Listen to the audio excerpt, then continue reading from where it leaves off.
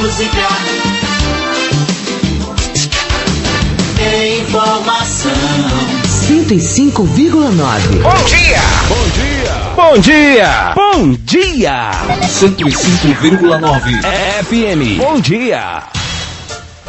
8 horas 26 minutos e você acompanha o Jornal Bom Dia pela 105,9 e hoje nós vamos falar aqui nos nossos estúdios sobre meio ambiente e é com prazer que nós estamos recebendo o Dr. Luiz Fernando Freitas Penteado, ele que é advogado, professor.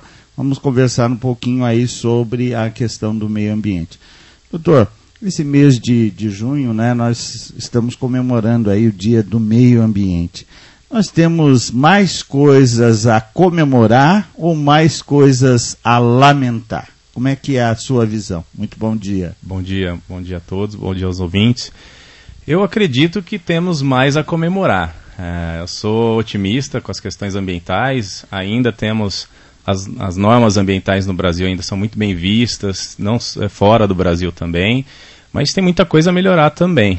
Eu acho que a gente precisa achar um pouco o meio termo de como melhorar, como não só a parte normativa, mas também a cultura das pessoas, né? Tem muito isso, eu acabo viajando por aí, eu vejo que no estado de São Paulo a gente tem um diferencial, as pessoas ainda têm uma cultura melhor, mas fora do Brasil não, fora do estado, você começa a ver que grandes capitais não tem nem lixeiras nas ruas.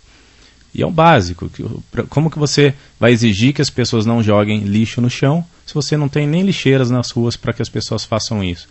Então acho que a cultura do brasileiro ainda ter muito a melhorar, mas eu diria que temos mais a comemorar do que a lamentar nesse caso.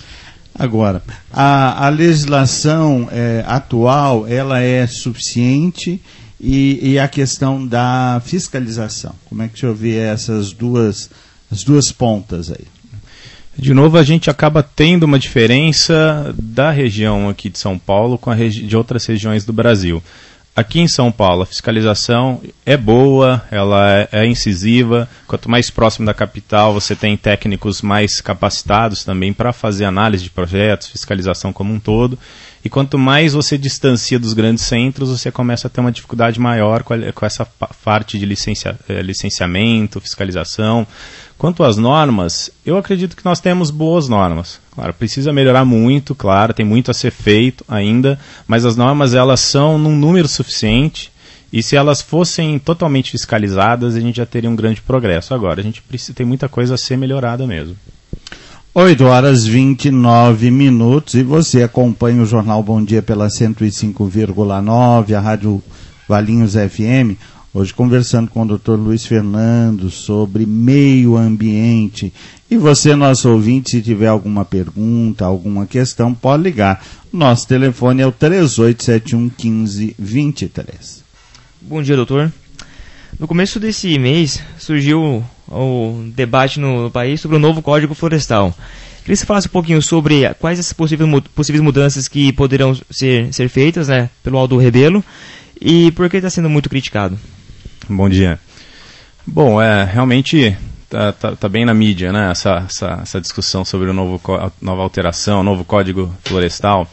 Bom, o Aldo ele está indo para uma linha de alterar, claro, flexibilizar o código atual florestal que nós temos, que realmente, conversando com os técnicos sobre essas limitações que o código traz, principalmente de reserva legal e área de preservação permanente, principalmente aquela mata ciliar, né, que seria a mata nas laterais dos rios, a gente verifica que realmente tecnicamente elas não se propõem, elas são mais rígidas do que poderiam ser em alguns momentos. Por exemplo, na área rural, na área urbana.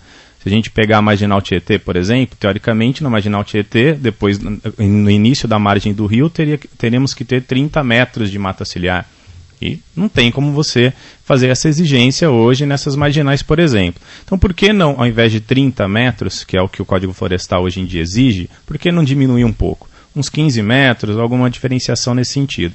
O Aldo Rebelo está nesse viés, ele pretende alterar o Código Florestal, trazendo flexibilizando alguns institutos, só que a grande crítica que se faz é que ele não está indo para um meio termo, ele está indo para um outro extremo. Então nós teríamos o atual Código Florestal com uma limitação grande, e ele trazendo uma limitação muito pequena.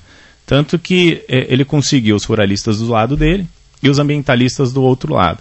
E eu costumo dizer, como conversamos aqui no início, que se ele estivesse no meio do caminho, ele teria um pouco dos ruralistas a seu favor, um pouco dos ambientalistas a seu favor, e o outro, pouco dos ambientalistas contra, e o outros ruralistas contra. Estaria bem misturado nesse sentido. E uma das alterações que ele propõe, que eu acho que é super saudável, é interessante mesmo, é a reserva legal que nós temos hoje em dia, uma limitação de 20% aqui na nossa região. E ela não pode ser computada junto com as matas ciliares, essas matas no entorno dos rios. Então você teria, em alguns casos, 20% de reserva legal e mais, de repente, 20% do terreno com matas ciliares. O proprietário perderia 40% do seu terreno e perderia muito da parte econômica do seu terreno. E uma das alterações é somar as duas. Se eu tenho então 10% de reserva legal, mais 10% de área de preservação permanente na margem dos rios, deu 20% do terreno, está ótimo. E essa é uma alteração interessante. Agora, quando o senhor diz aí, né, dessa redução de 30 para 15 metros, não é muito pequena essa área, porque nós temos visto aí, né, os problemas principalmente das enchentes, porque o homem vai, né, chegando junto aos rios, vai pressionando. Não é? Essa margem não é muito pequena, doutor? Exatamente esse é o cuidado que a gente tem que ter. Quando o legislador ele vai redigir a lei, ele está lá sentado na mesa dele, às vezes ele não tem nenhum laudo técnico que embase exatamente aquilo que ele vai decidir. A metragem 30 ou 15 por si só, ela não é suficiente, ela não é exatamente real. O que teria que ser visto? A declividade do terreno, a característica de cada um daqueles terrenos, e em cima dessa declividade, dessas características, você determina. São 5 metros, são 10 metros, são 15 metros, 20 metros, 30 metros. Mas como não tem como fazer esse caso pontualmente, né, todos os rios, fazer um estudo sobre todos os rios, a gente acaba passando uma lei meio genérica.